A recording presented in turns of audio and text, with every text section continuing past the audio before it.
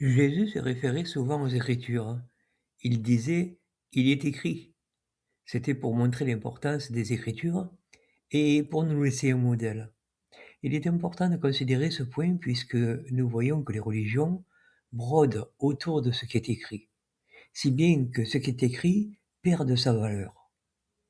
C'est pour cette raison que nous devons nous attacher à ce qui est écrit sans en rajouter ni retrancher. Le texte doit rester pur.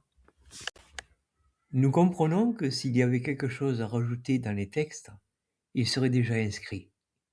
Si Dieu n'a rien rajouté, c'est qu'il n'a pas jugé bon de rajouter, et ce n'est pas à un homme de le faire. Même si une chose nous semble logique, si elle n'est pas écrite, nous pouvons la garder pour nous et l'appliquer pour nous, mais pas l'enseigner aux autres. Autrement, nous nous mettons à la place de Dieu. Ou même pire, nous pensons que Dieu n'en a pas dit assez. Il y a des pièges qui peuvent priver de la vie éternelle un chrétien. Il doit être humble et reconnaître ce que Dieu dit sans en rajouter, sans en enlever. Jésus est aussi un modèle dans ce domaine, puisqu'il s'est référé aux Écritures sans en rajouter. Il a gardé le texte pur. Nous voyons que ce n'est pas le cas des religions qui ont un enseignement différent, ce qui montre qu'ils ont détourné le sens des paroles contenues dans la Bible. Il nous faut en prendre conscience pour ne pas rester dans ces religions, qui, rappelons-le, n'ont pas été invitées par la Bible. Elles sont différentes de l'enseignement de Jésus. Nous pouvons remarquer que ces religions prennent un verset en dehors de son contexte, pour lui faire dire leur pensée à elles et l'adapter à leur but.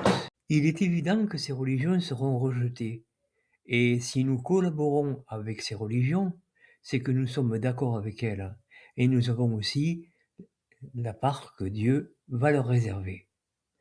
Toutes les religions chrétiennes vous le diront, il faut écouter le Christ, mais elles détournent le sens en disant que c'est par elles qu'il faut écouter le Christ.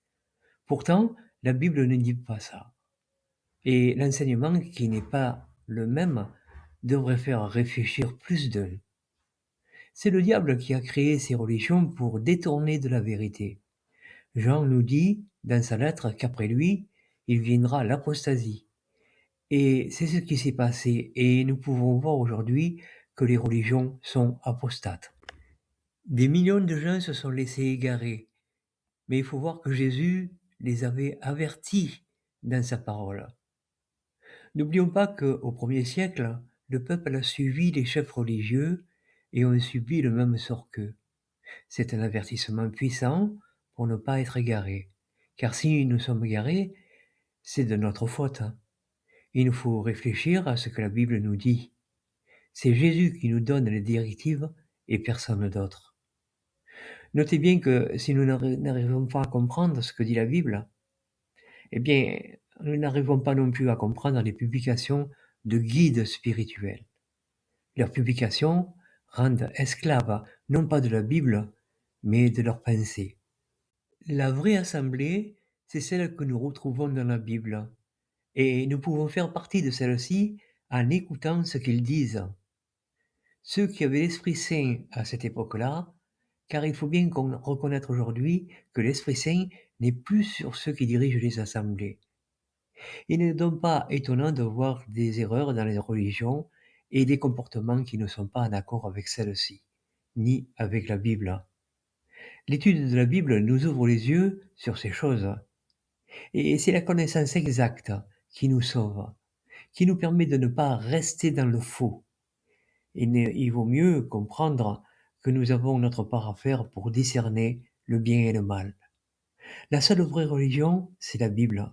Ce sont les paroles de Jésus qui devraient être dans notre cœur.